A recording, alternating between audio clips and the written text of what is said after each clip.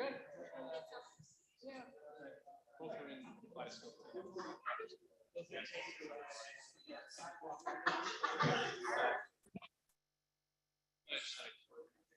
my wife. I didn't really think so. I didn't do any plan. She's like, oh,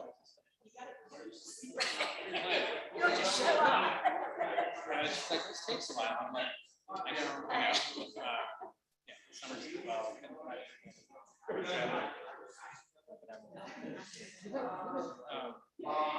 Last time we checked, we did a lot of stuff. Went to Montana.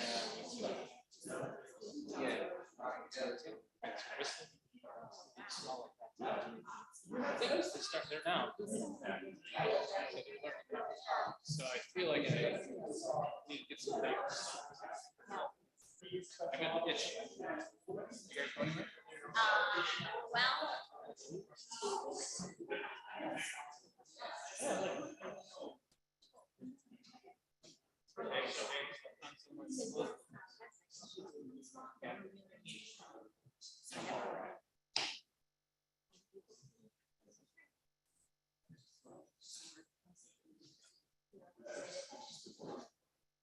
Actually, no cost here. That was like, oh, it was really. So there's this other neighbor just went to Paris for 2 weeks with family, and they got $50.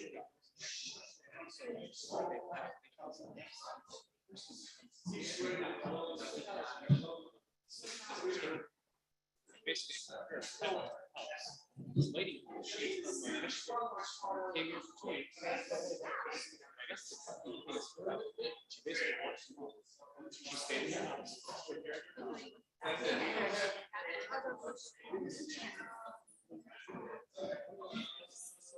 Yeah.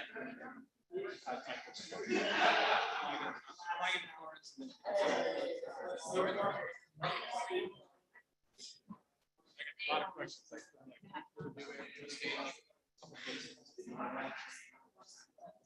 When I get back,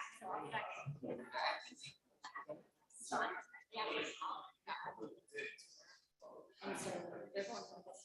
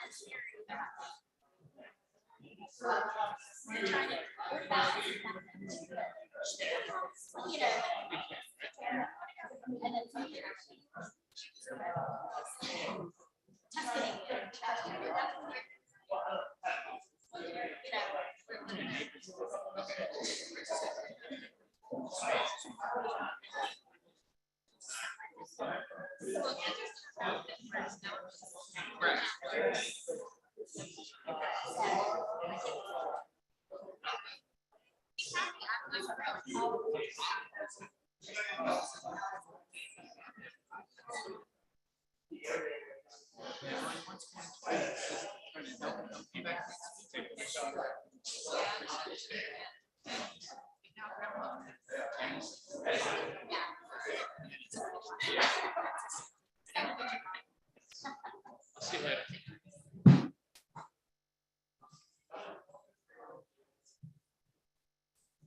think we're up on YouTube like we need to be. Welcome, everyone. I would like to call this City Council workshop meeting to order. Just note it's a little after 5 on July 12th. This is regarding our King Street Improvement District. We're going to have a presentation from staff in just a minute. I do want to welcome our friends here from the Charleston Downtown Alliance who've been working with the city to help with this effort. Chris Price, you may know, he's the chair of the board, but Doug Warner has been on the board, and Kendra Stewart with the Riley Institute, as with so many things, has been helping guide this carefully over the last couple of years, and they're represented also by Ellis Lesseman, their counsel, their attorney, and our staff will make a presentation as to where we are. You all recall we've seen this proposed MOU once before, and we all had some suggestions about some changes that need to be made. And I think a number of good meetings occurred and those changes were made. And so at this point, I'm going to go ahead and turn it over to Robert Summerfield and Meg Thompson, and Melissa will be called on as well to bring us up to date on where we are. And then we'll have, of course, plenty of time for questions and discussion. And I would say we don't have any public comment period, but I want to make sure to introduce all of y'all that were here in case council members, I think it would be fine and they'd be willing if once we get into conversation, if we had any questions directly for our guests, that would certainly be fine. Thanks. So, Robert. Thank you, Mr. Mayor, members of council, good evening. So we're going to be real quick. I don't think other than some changes that we've made based on the conversation that was had at the last council meeting related to the MOU, I don't think anything here is going to be new for anyone. So we're going to briefly, 3 parts to today's agenda. We're going to briefly just remind everyone what the King Street bid is, why we're doing this. Then we are going to go in and discuss the changes that we proposed to the MOU based on the discussion that this council had a few weeks ago. And then finally, we'll do an executive session so we can hear from the legal staff as we prepare to resolve the hearing of objections for the King Street bid that we did a couple months ago. So really briefly, just real quick reminder of how we got to where we're at right now.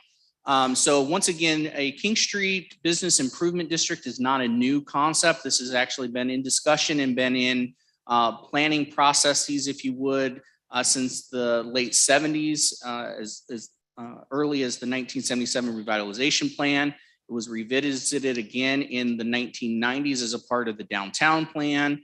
It was incorporated as recommendations in both the original Century 5 plan and the update that was done in 2016. Most recently, this was done as a part of a ULI technical advisory panel that brought experts from around the country here into Charleston to meet with the community, to meet with the business community and stakeholders over the course of, I want to say it was 3 days, that was organized again with ULI, with the Riley Center. But again, it was sponsored by the CDA. This current modern effort, if you would, is really at the behest and at the request of the business community on King Street as embodied by the Charleston Downtown Alliance. And then finally, in the most recent comprehensive plan that the City Council adopted, the Charleston City Plan, this was again based on all of the conversations we had with the community. This remained one of the recommendations for King Street. So what is the King Street Business Improvement District? Again, this is something that by statute, you as a municipal government can enact to create an improvement district. We're calling it a business improvement district. Statute calls it a municipal improvement district. It's semantics, but essentially, goes by any other name. So this is an opportunity to create an improvement district. It requires that there be an act by this council. You all have already done that. You've adopted an ordinance that created the district. We are in the process. You've had the hearing of objections, which again is another part of the statute. And we're in the process right now of completing that hearing of objections process. Again, we'll discuss that more at the executive session, but also establishing a management organization for the business improvement district. And so that's the MOU piece that we've been working on with the Charleston Downtown Alliance as that nonprofit operator for managing the bid. Wanted to quickly go through, because one of the questions we've heard a couple times throughout this process is maybe better understanding what these alliances and what these bid processes do in other cities. Again, this is not something new. We're not inventing anything here. We're really adapting something that's existed for quite a while to our unique circumstances here in Charleston. So the Downtown Austin Alliance, which as you can see covers a pretty substantial amount of real estate there.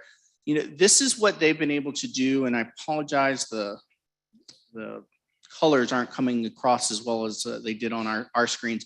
But this is what they have been able to do and measure the success and productivity of their alliance and their bid association through their interactions with the community, through their ambassador program, their equivalent of an ambassador program, and other activities that their bid does.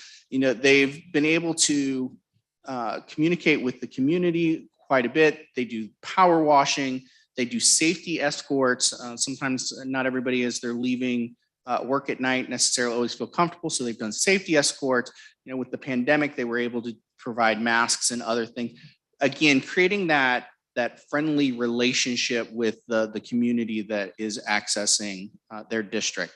Charlotte also has a similar, again, business program. They call it the Charlotte Center City Partners. Again, very similar. They have an ambassador type program there.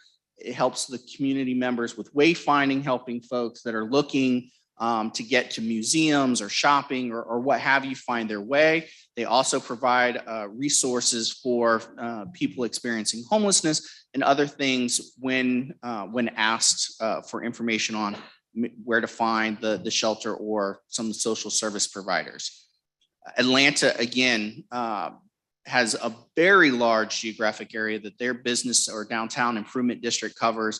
Again, they have had a focus in 2021 that was really on not just providing general service, but they focused in on homelessness outreach and were able to use their ambassador program to have additional connections for people in their community experiencing homelessness that were in the central business district. And again, these are non-confrontational attempts that they've made. Most of these programs, in fact, make it very clear and stress no confrontation. They really are about trying to help folks across the spectrum of visitors in these business districts.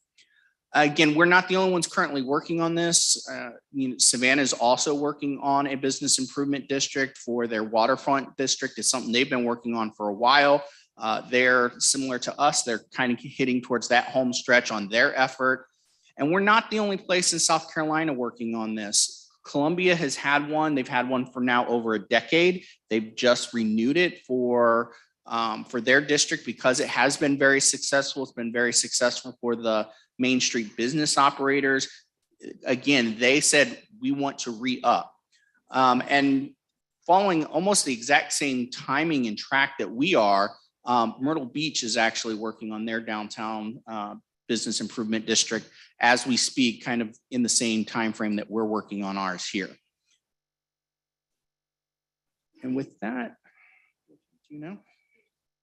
one more. Okay, again, just a reminder, the business improvement district is the 545 parcels that border King Street between Broad Street to Line Street. Again, it's only the properties that have some level of frontage on King Street that are currently included, and it accounts for about 75 acres of our downtown central business district area. Again, the King Street Improvement District is about additive surfaces, not duplicative.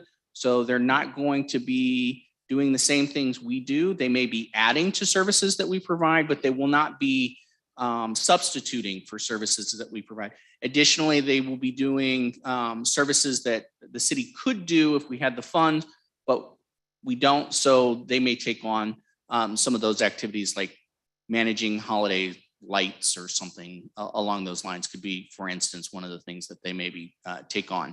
I'm not going to go through the whole calculation thing because Meg is going to go through some much better examples that we actually pulled from the real world data. And with that, I'm going to turn it over to Meg Thompson from our Business and Neighborhood Services Division, who's going to talk about those real world examples.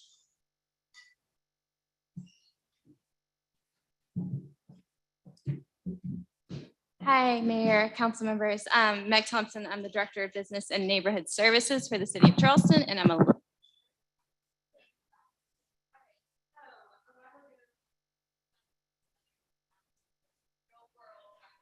Can't hear.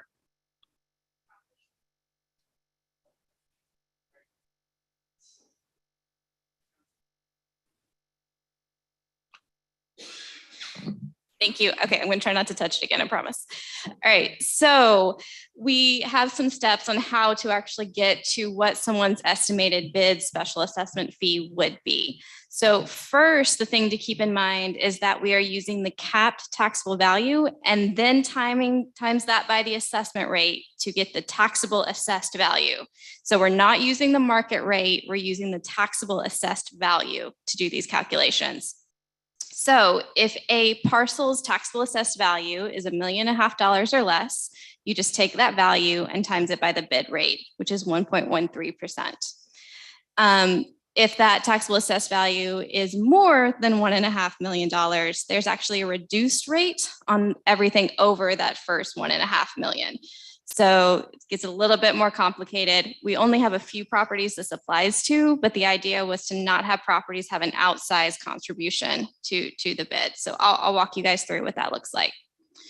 All right, so I've got these in small, medium, large, and then extra large for the reduced rate. So for example, for a small one, we have a property on Lower King Street. The current tenant is a boutique clothing realtor. Their capped taxable value is about $488,000. You times that by the assessment rate, you get a taxable assessed value of about $29,000. You tax that by the bid rate, and then their estimated annual bid assessment fee is about $331. Is everyone following me as I go through that math? Okay. For a medium one, we pulled a property that currently has a music venue as a tenant. They have a significantly higher capped taxable value. Once you get to their taxable assessed value, that's about $161,000, leading to an estimated annual bid assessment fee of about $1,800. So for a large property, this one is on Middle King. It actually has 2 tenants, 2 casual restaurants. Its taxable assessed value is about $380,000, which leads to an estimated bid annual assessment fee of a little over $4,000. Again, this fee is for the entire parcel. It's not per tenant, it's not per building, it's for the entire parcel. All right, and then I did pull one of the extra large reduced rate parcels. So this is a very large parcel on Lower King that has several different tenants. It has a very significant capped taxable value. But even when you get to the estimated annual bid assessment fee, it's a little over $20,000 for the year spread across all of those tenants. So how does that actually break down across the various parcels within the bid? So what I've done is kind of put it into brackets. So you can see that a little over half of the parcels are going to pay $500 or less as their annual bid fee. At the very, very top there, you can see about 2% are going to pay more than $5,000 a year. So where does that money go? So the improvement plan that was attached to the ordinance that y'all passed in January estimates about $1 million budget per year. The bid life cycle is for 10 years. So multiply all of that out by 10 years. That's the numbers that you see on the screen. That will be used for a variety of services and improvements, everything from beautification to programming, like Robert mentioned. But the one that I want to talk about a little bit more in depth is the ambassador program. That's the one I've kind of gotten questions about. So as Robert said, they are common across bids across the country. We don't know that this is the route that will go, but there are actually companies that specialize in ambassador services. So they're kind of like turnkey. They specialize in how to hire, how to train, and manage those ambassadors. They can serve a variety of functions, everything from cleanliness, wayfinding, activity monitoring. This picture actually shows an ambassador from the Centro bid in San Antonio. Jason Kronsberg, our parks director, was on vacation and thought of me when he saw this, so I wanted to share. You can see that this guy is set up with a whole bunch of equipment that lets him do a variety of services on the street, besides being very recognizable in that bright yellow shirt as someone that you can go to and ask for help. I also want to stress that ambassadors are not law enforcement. They do not have the power to detain or arrest anyone, but they are another second set of eyes on the street, and they would know who to call if something happened. So how is the bid going to be managed? So the mayor and Robert have already mentioned the Charleston Downtown Alliance, who are our partners in this effort. They formed a couple of years ago, kind of with the expressed interest of forming a bid. This was after they sponsored the ULI TAP panel, and that came out as a recommendation of how to move forward. And we actually, City Council signed an MOU with them to do outreach and engagement to make sure that the business community on King Street was on board with this effort. And with that, I'm going to turn it over to Dr. Stewart to talk about those efforts.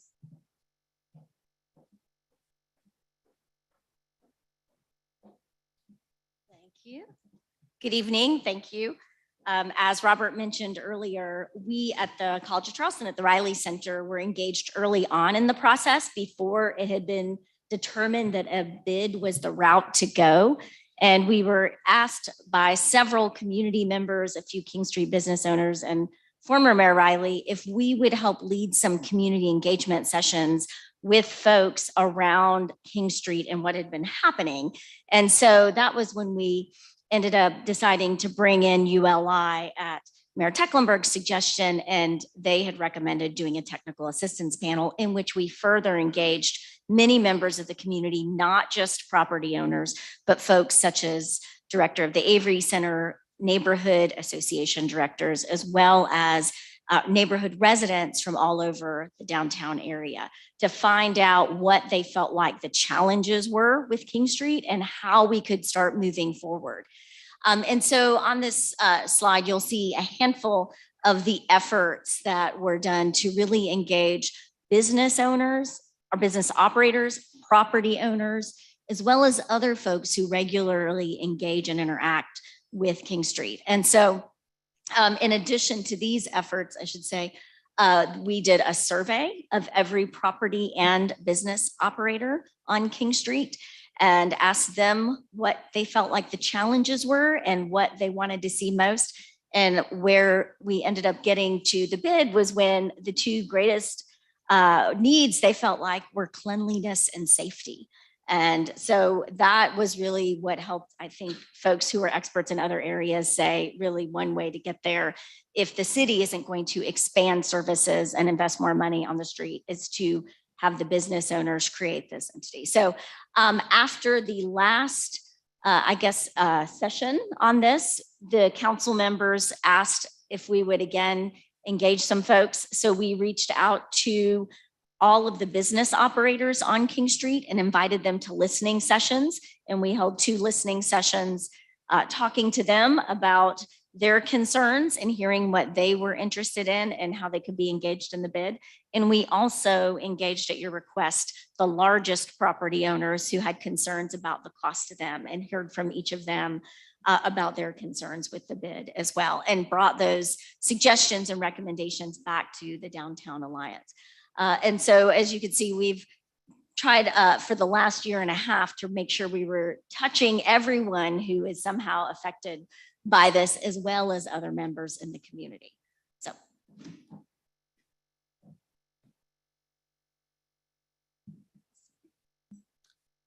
Thank you. And we thought it was very important to have Kendra here because she can answer any of those questions about that outreach effort because her students and her team did an amazing job kind of trying to get that information out to the community.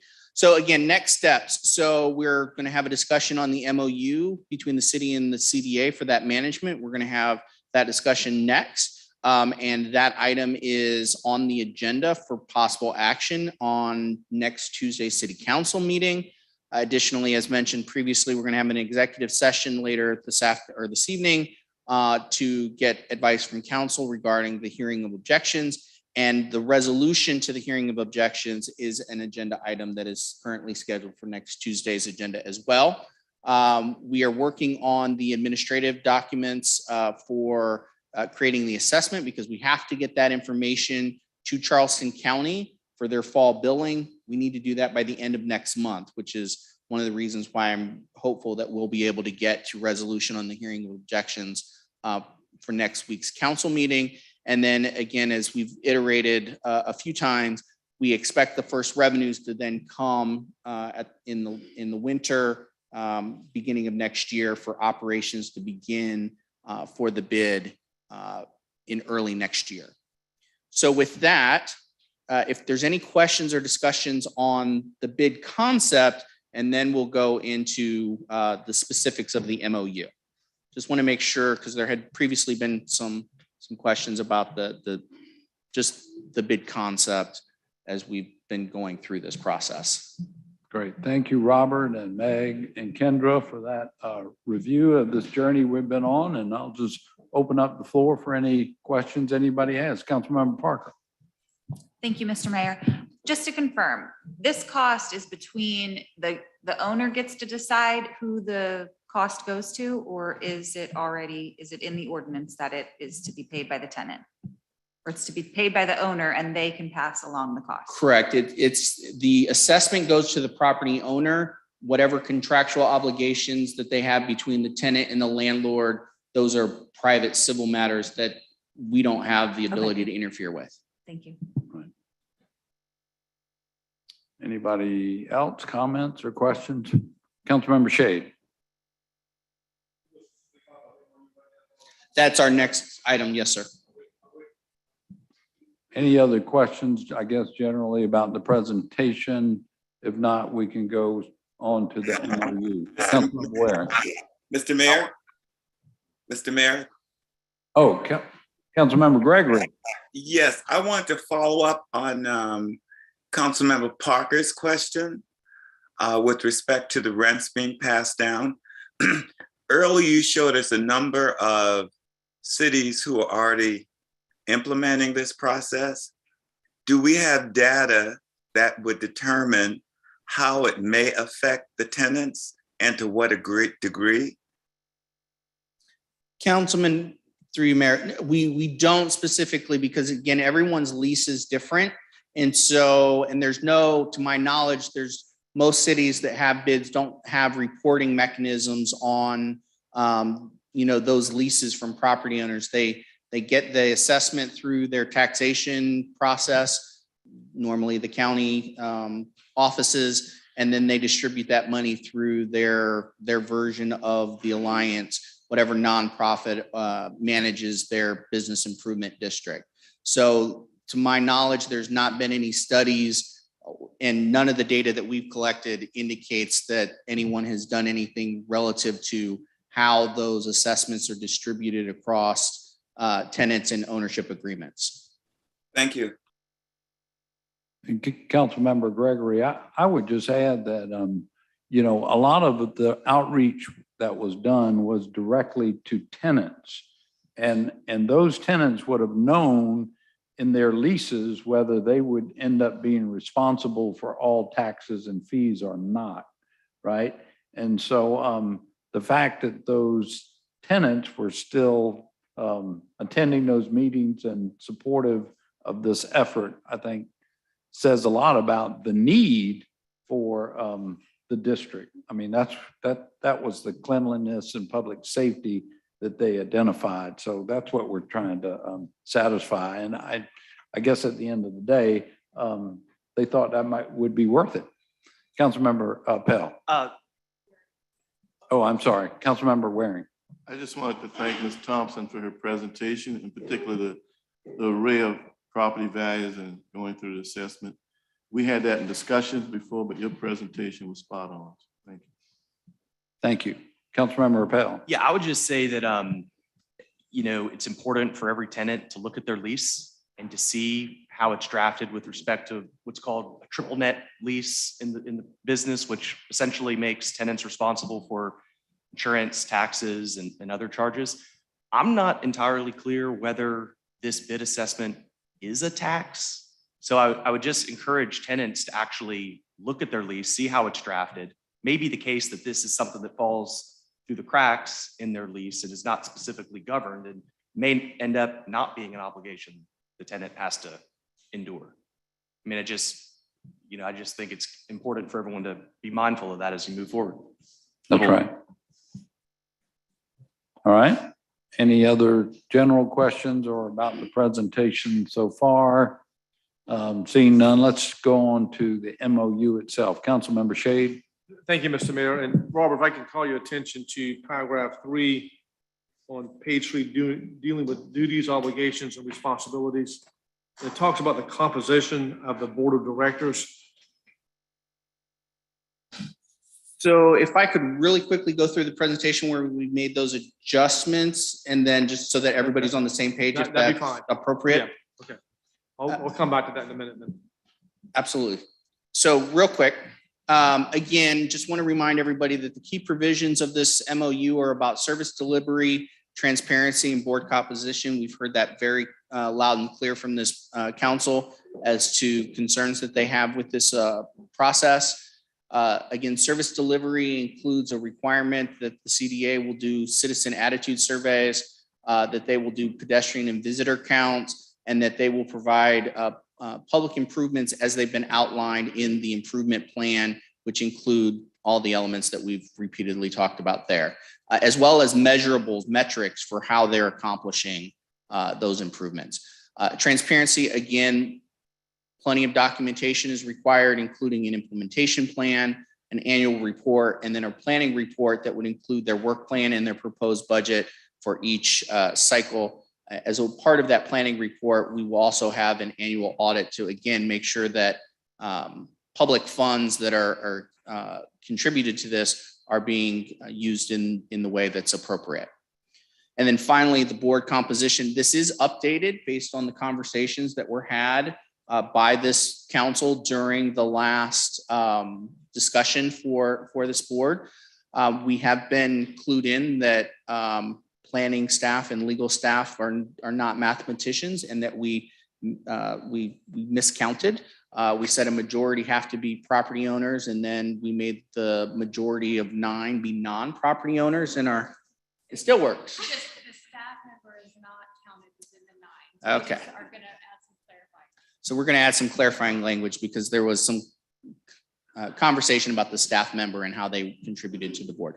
So this is the updated proposal based on what we heard at that last council meeting and some additional conversation. So the majority of the voting members of the board of directors shall be property owners within the district and who reside within the Tri-County area, so Charleston, Dorchester, and Berkeley counties. At least one director needs to be a commercial tenant within the district. At least one is a non-property owning director who is of a racial or ethnic minority, which works or resides in the district.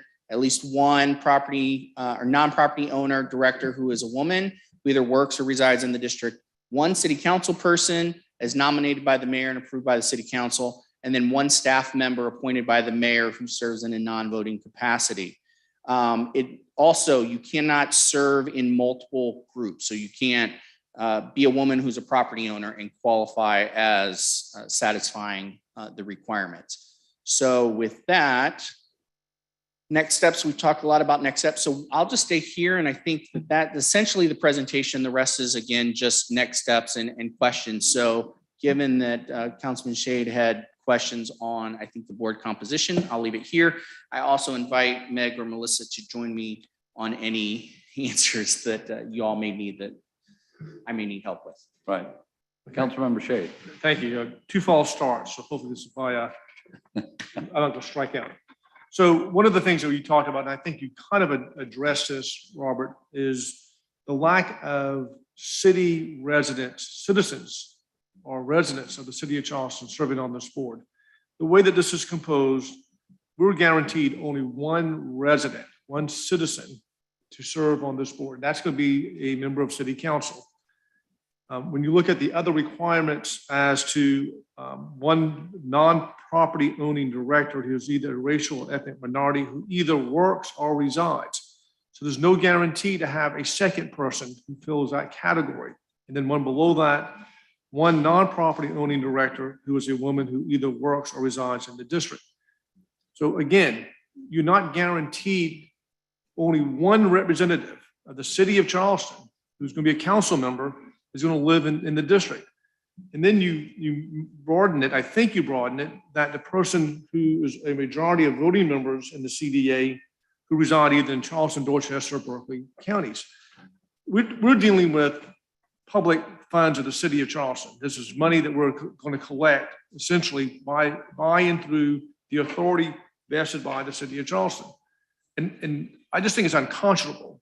And I've raised this before, and when we had this discussion earlier, have just one guaranteed city resident on this board just provides a bad connotation as to the composition of this board. We're dealing with public money.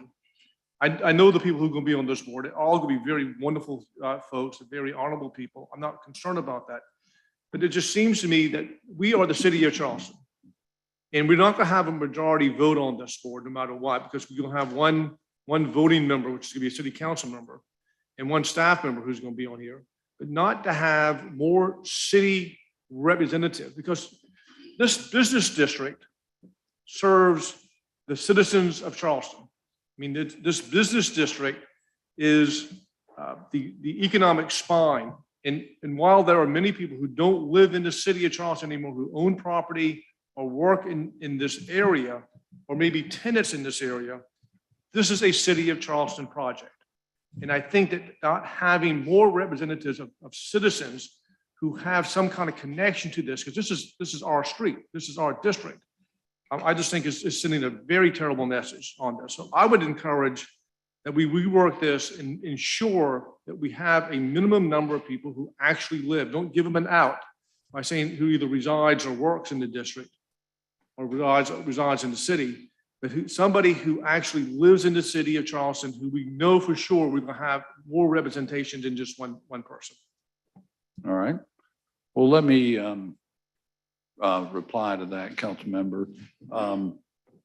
You know, the nature of all these descriptions is that every CDA member has a vested interest in the district, whether they are technically citizens of the city or not. And as it works out, 9 members might be citizens of the city of Charleston. They might not. I certainly think, as you had the blanket up front, that a majority of voting members shall be property owners.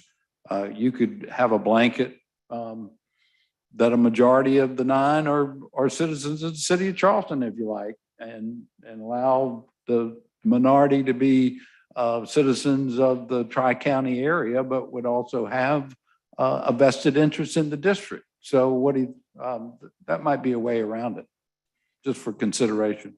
I mean, I hear that distinction, and certainly the folks who are going to make up this board, the reason they're going to be on this board is they have a vested interest. They want this thing to be successful. We want this thing to be successful, but we're dealing with this. This is a city's project.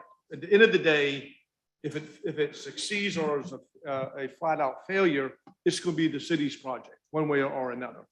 And not to have more citizens involved in this process, because at the end of the day, the people who benefit from this at the end of the day are the citizens of Charleston. And I think there's a way of reworking this. Either we add 2 more members to it who are specifically citizens of Charleston, or we rework some of the qualifications so we guarantee we have at least 2 or 3 people who are citizens of Charleston on this board. I think that just clearly sends out a message to the community that this is our ownership of what we're taking with this board and this bid. I think people at this table all want this to be successful. I don't think there's any question about that. Right. And the folks who are currently making up the board, they have been working very hard with us to make this successful. This is the final piece of the puzzle that I raised before when we had this workshop on this. But I think it's just critically important that we have citizens who have got maybe no other interest in this except they're citizens of Charleston. And I'm not disagreeing with you. I think there's an easy way to fix it if that's the pleasure of council. Any other questions or comments? Councilmember Waring. I couldn't agree with Councilmember Shea more. When I look at probably the most powerful board in the city of Charleston, I probably would say it's the big BAR. Got something to do with BAR, let's put it like that. And how do those people get there? They're citizens. They have a lot to do. They got certainly a vested interest in this city. But you suggest, we suggest, and eventually this council votes on who gets to serve on that board or doesn't get to serve on that board. And once they get there, they have the power, frankly, of a quasi court. I don't really see this board being much different than that. I mean, obviously the BAR auspices go much wider and further. So I don't want to demean those folks, but this is going to be a very important board. And I think to satisfy your concern, council member, is instead of us being told, remember that we are stewards of taxpayers' dollars. Instead of us being told who's going to be serving, I think that board should recommend a slate to the city, to you. You recommend to council, and eventually council votes up and down the membership on this board. So many people with stakeholders, people on the planning commission. The planning commission can create wealth or take it away. That's how powerful it is. But every one of those members goes through a kind of vetting process through you to us, and eventually that system is in place and it works very well. I think something similar would be very well if the CDA board of directors makes a recommendation to the mayor that comes to council. Council gets to say yay or nay, or even if we want to vote on a member or two, and eventually that board gets approved. Mhm. And you say, why are you saying that? Because you're dealing with somebody else's money. And this, now, if they were dealing with 100% of their money, you get nothing out of me. Okay, I'll be quiet as a mouse. But if something goes wrong, in particular with those taxpayers' dollars that comes from the assessment that Ms. Thompson just so eloquently explained to us,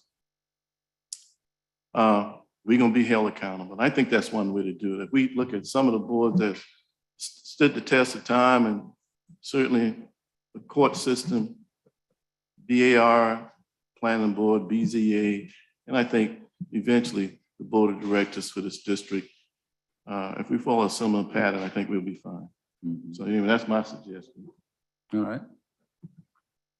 So any other comments or discussions on this topic? Just to piggyback on that, a couple of months ago when they came, my question was, and I guess they changed it a little bit, one director, I think it's at least one director who represents women, and I pointed out about diversity. I think by going through that process, I would dare say that it would be almost impossible to have 9 members and one of them be a woman. I think you'd have more diversity. I don't think you have tokenism. I think you'd have equity and inclusion on that board.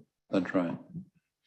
So just for purposes of discussion, I know our attorneys, worked on this recently, and I would note that the only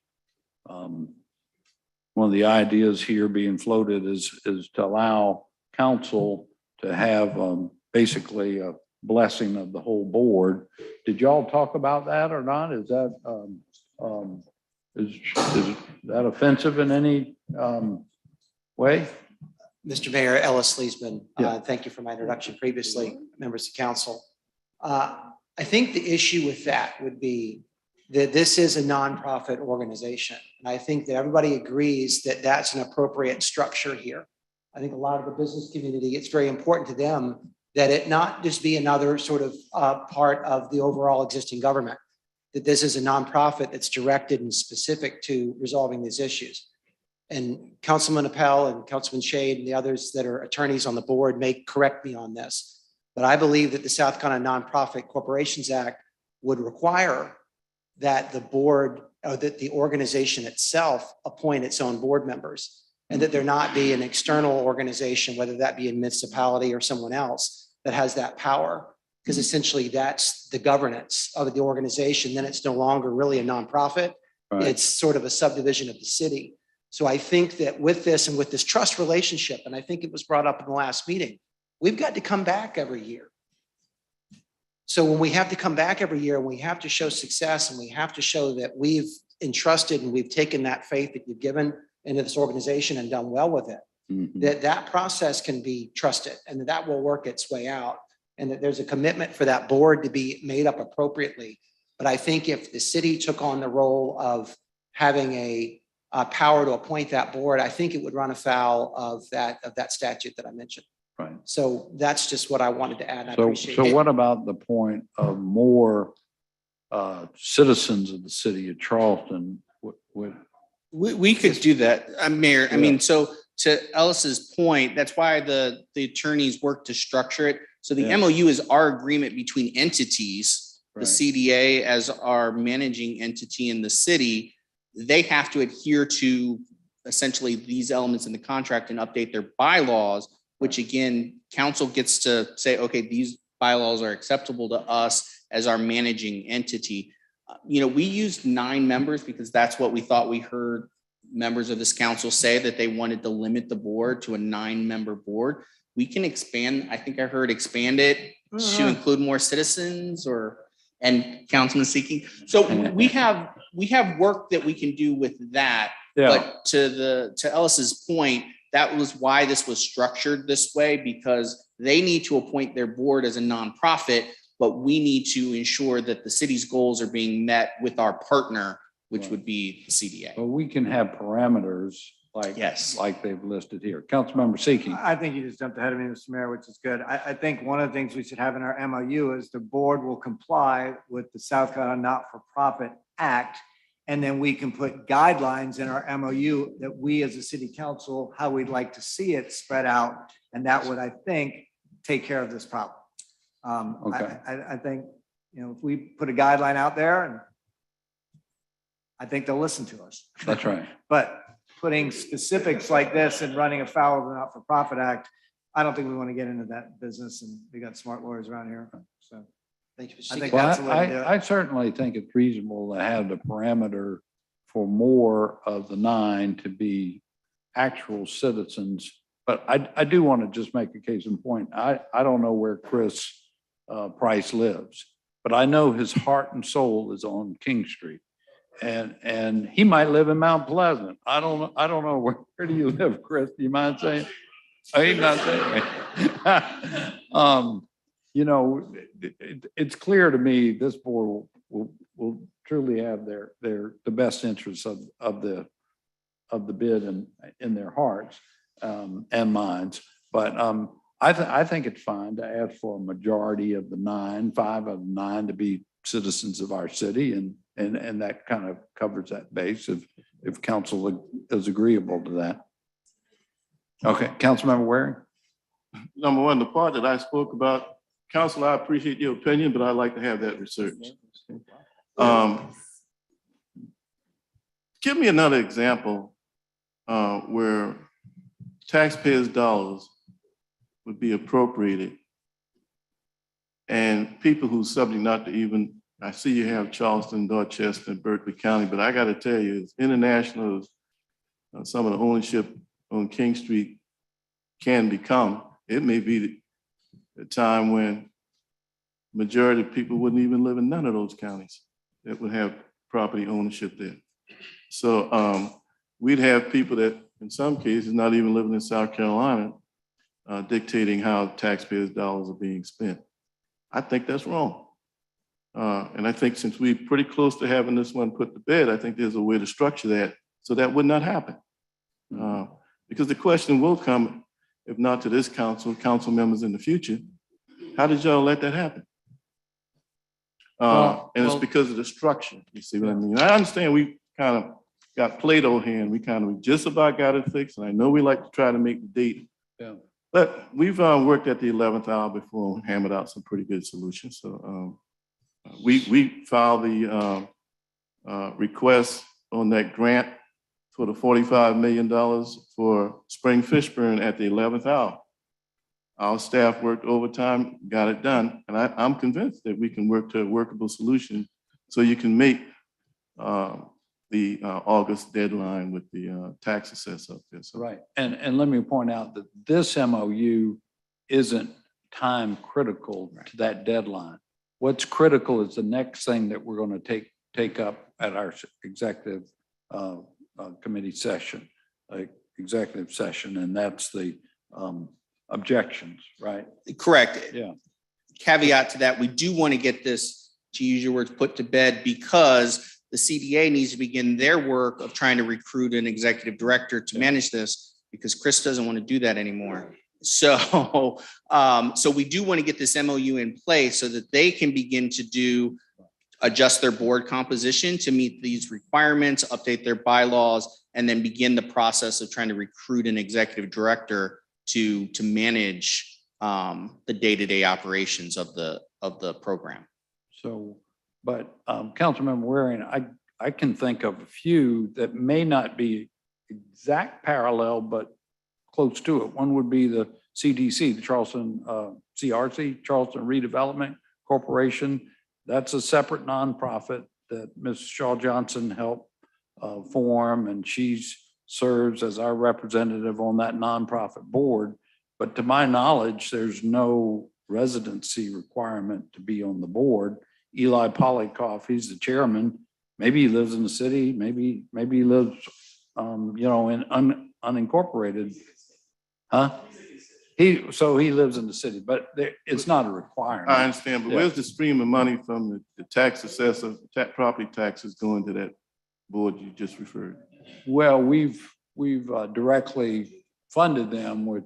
Right, so we don't general have fund. an annual appropriation from tax revenues going to that board. So that's just a revenue question. Like I said, it's not exact same example, but it's close. They use city funds, be they derived in the same fashion. It's an example, as with the Gilliard or the IM board. Councilmember Seekins. I just, one of the things I think we need to be a little bit careful about as we put sort of the micro push on this is if you look at sort of the examples that Meg gave us earlier, as we put these requirements out there, and then the person who's coming in and spending $80,000, $60,000, $30,000 say, well, you don't fit the profile that we put in there, so you can't sit on this board because you don't live in the city of Charleston, you're not this, that, the other thing.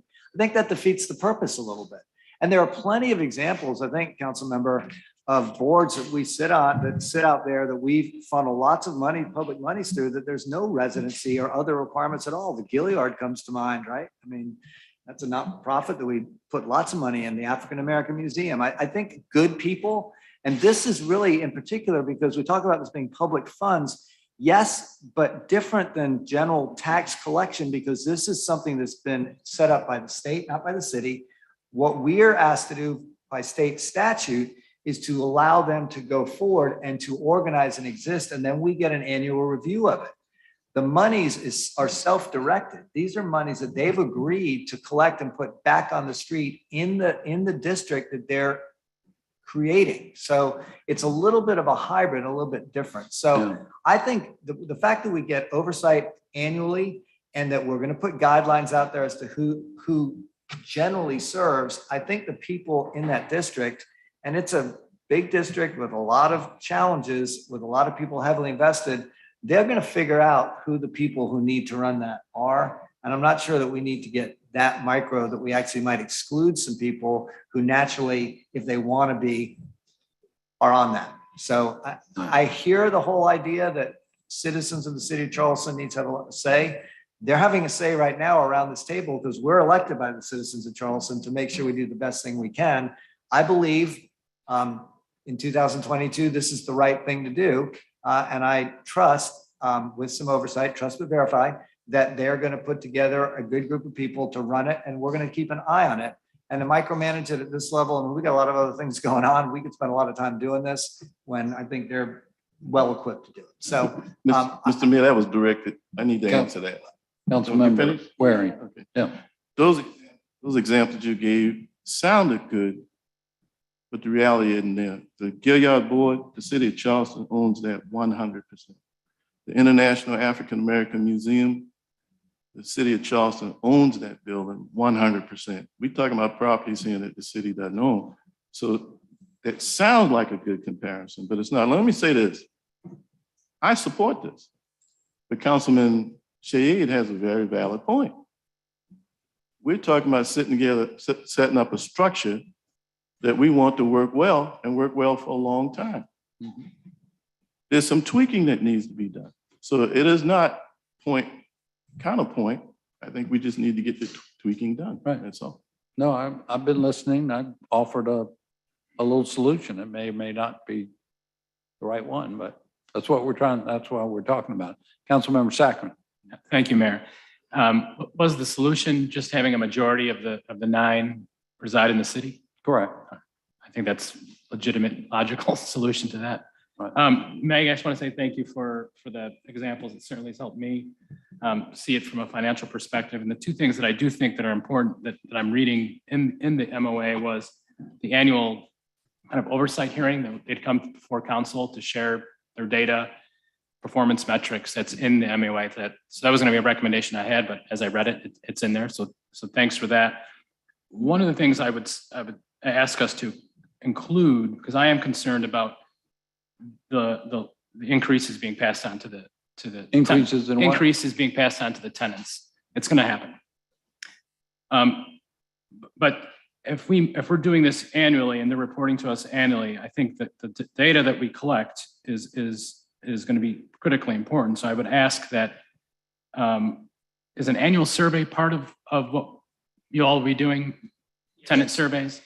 If there's a question that we could ask about, has their rent increased? And if so, by how much? If we can track that, so that's reported out at the annual survey. And that's my 2 biggest concerns, I guess, recommendations for that annual report out. That's it. Thank you. Those are good. Yes, sir. Anybody else? Councilmember Waring. No, go to Councilmember Gray. I'd just like to add to the residency requirement discussion. So I think I paid $1,500 roughly in city property taxes last year. We just saw an example where a business owner could potentially be paying $20,000 specifically for this business improvement district. And to echo Mr. Seeking's statements, it just seems like they have a lot more invested in this and on the line here than I do, being a city resident. That particular business owner may live in Mount Pleasant or unincorporated Berkeley County. And so I just think that being that this is a special assessment that they are funding, that we shouldn't put that requirement on them. I mean, what requirement? Being a city resident. Right. So I'll give you an example. I don't think she would mind me mentioning this. She was on the CDA board, Mariana Hay. No one loves King Street more than Mariana Hay. Well, she lived on Broad Street in the city for years and years and years, but in the last year, she happened to move to Sullivan's Island. Would we hold that against her? We go to war over that.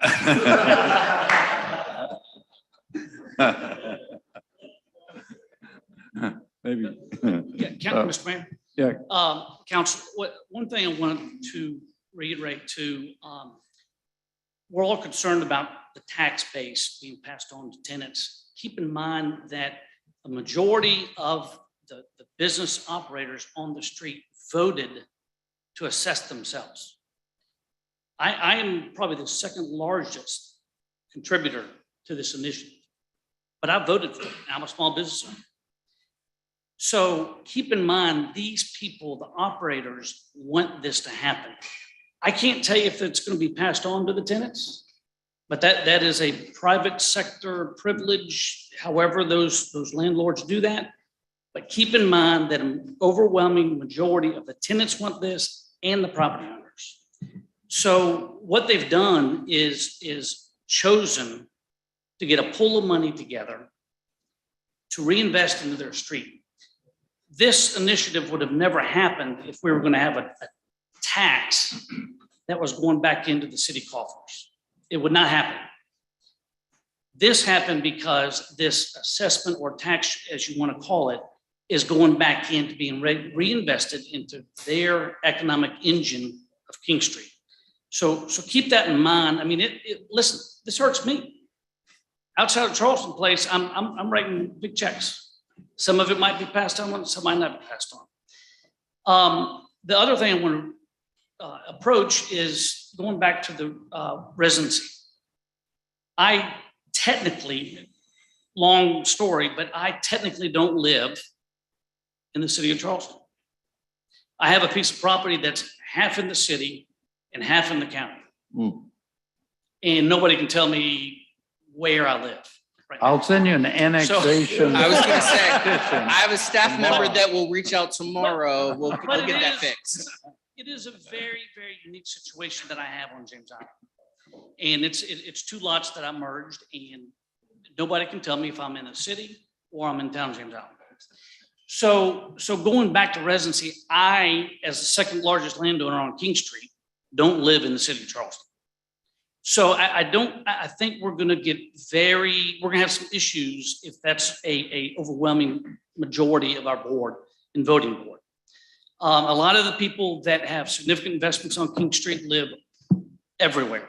And those are the people that are very, very interested in what happens to this street because it is their investment. It could be their livelihood.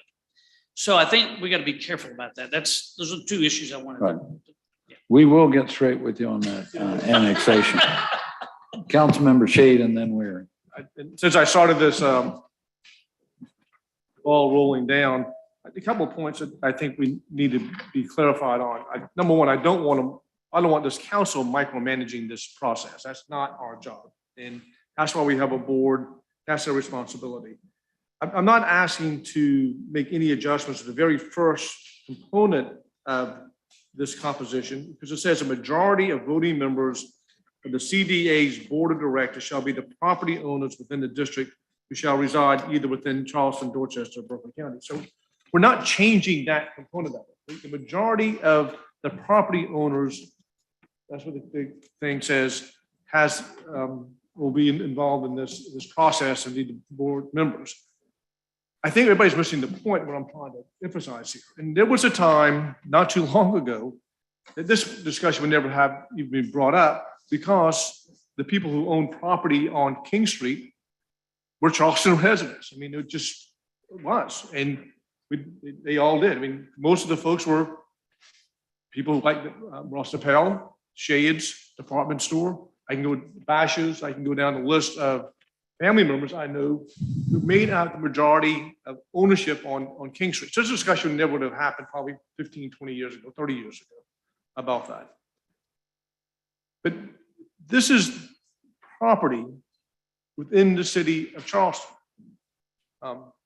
Yes, there may be a property owner who lives in Michigan, maybe a property owner who lives in Ohio, maybe a property owner who lives in Berkeley County.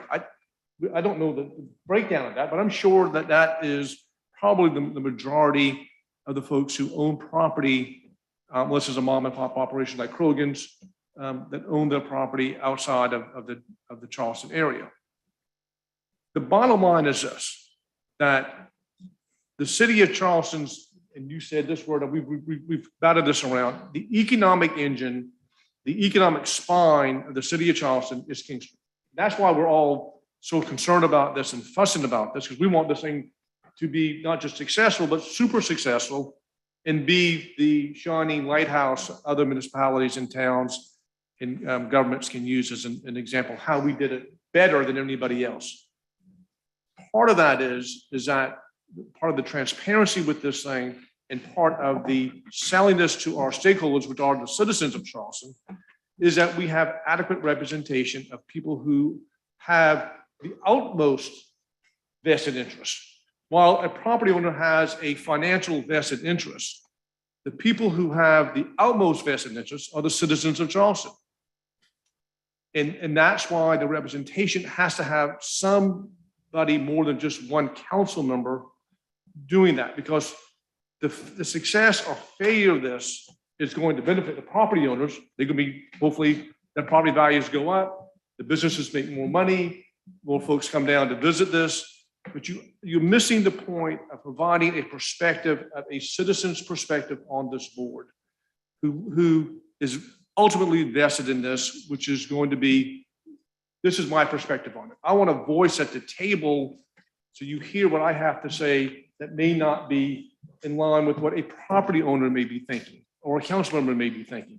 But what what impresses me more in my exposure being a member of city council is that the strength of any board, the strength of any commission is this process in which we take average citizens off the street and we stick them on these boards and we stick them on these committees and we stick them on these commissions, and we don't pay them a penny. And they stay up late at night, come down and work on all these boards and commissions, and they have the greatest voice because they provide the diversity that we're looking for, and they provide an idea and a concept to be thinking outside the box. And that's the whole point of all of this. Is this not just to be looking at property owners on this thing, or staff members, or city council members, or people who may work in this establishment. You've got to have the diversity. We've been talking about diversity, and here is an opportunity for citizen participation to have a voice at the table. And that's what's critically important with all of this. And that's why I'm pushing this. And I hate to be fussing about it, but I think it's just so critically important and so elementary that we need to have that. And quite frankly, we need to go back and look at our other compositions of all other boards and commissions and we'll be talking about this to see if we need to have a residency requirement or some minimum residency requirement on some of this stuff. So I think this is doable. I think we're all agreeing to do this. We can tweak this a little bit. Maybe we add 1 or 2 members, and we just sort of tweak this composition a little bit. But I think it's just critically important not to overlook that one facet of what we're trying to accomplish here. Thank you. All right, so why don't we get Melissa and Robert and Meg back together with Ellis and Chris, and they'll take into account y'all's comments and tweak this thing a little bit more and come back to us at that next meeting. As I said, this is not the time sensitive thing that to really keep the ball rolling. If it costs us one more meeting to get this resolved, I think that's okay with everybody, right?